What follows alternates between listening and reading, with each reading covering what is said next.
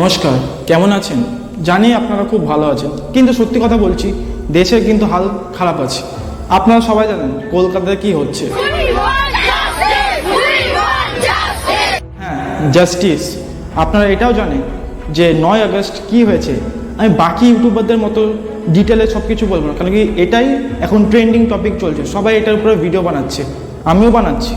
কিন্তু এরপর খুন করার পর কি হয়েছিল, মার্ডার করার পর কি হয়েছিল, আজকে আমি এগুলো বলবো, ঠিক আছে? যখন আর সবাই জানে কি হয়েছে, আমি ডিটেলে বলছি না, ঠিক আছে? তো যখন মেয়েটার হয়ে গেছিলো, মিন্স ডেট হয়ে গেছিলো, তখন 10:30-এর দিকে বাবাকে ফোন আসে যে আপনার মেয়ের খুবই শরীর খারাপ। ঠিক আছে, বাবা ভাবলো যে রাতে তো মেয়ের সাথে কথা বললাম, সবই ঠিকঠাক ছিল, হঠাৎ কী হলো? বাবা হসপিটালে চলে গেল, ঠিক আছে?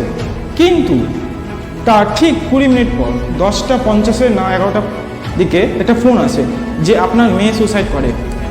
বাহ বাহ বাহ, মানে হসপিটালের রেপুটেশন বাঁচানোর জন্যে সুসাইডের নাম দিয়ে দিল, ঠিক আছে? আর যখন বাবা মেয়েটার ডেড বডি দেখতে যাওয়ার জন্য চেষ্টা করছিল, তখন সবাই বললো যে না, আপনার মেয়ের ডেড বডি আপনার দেখা হবে না। কেন কেন কি ধরা পড়ে যাবে না যে কি হয়েছিল?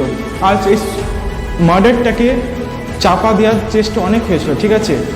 প্রিন্সিপাল, RG কলেজের প্রিন্সিপাল বলছে যে এই কনফারেন্স রুমে যাওয়ার কি দরকার ছিল এত রাতে। মানে ভাবুন, এরা মায়ের দুধ খেয়েছে না গাধার দুধ খেয়েছে, আমি বুঝতে পারছি না।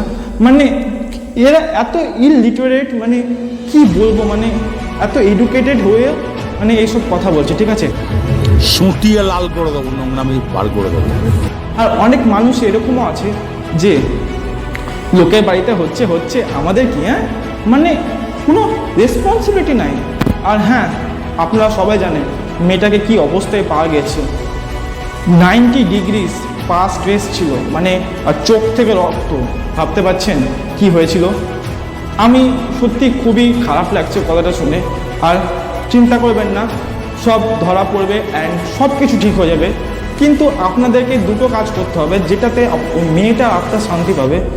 ফার্স্ট, যে জাস্টিসটা আপনারা চালিয়ে যাচ্ছেন ওটা চালাতে হবে, আর যত পারবেন জাস্টিস চালিয়ে যান, ঠিক আছে? আর নাম্বার 2, ভগবানের কাছে প্রে করুন যে মেয়েটা যেখানেই আছে ভালো থাকুক। কেন কি এতটা টর্চার সহ্য করেছে, এতটা পড়াশোনা করে এই দিনটা দেখার জন্যে, মানে মেয়েটা ডক্টর হয়েছিল। আর ভয়ও লাগছে, মানে এখন যারা ডক্টর হওয়ার জন্যে এই নিট ক্লিয়ার করছে, তাদের তো এখন ভয় লাগতেই পারে না যে ডক্টর হব, দেখে আমাদের সাথে যদি এরকম হয়ে যায়। আর হ্যাঁ, চিন্তা করবে না, সব ঠিক হয়ে যাবে। অ্যান্ড যারা এর পিছনে আছে তারাও একদিন শাস্তি পাবে।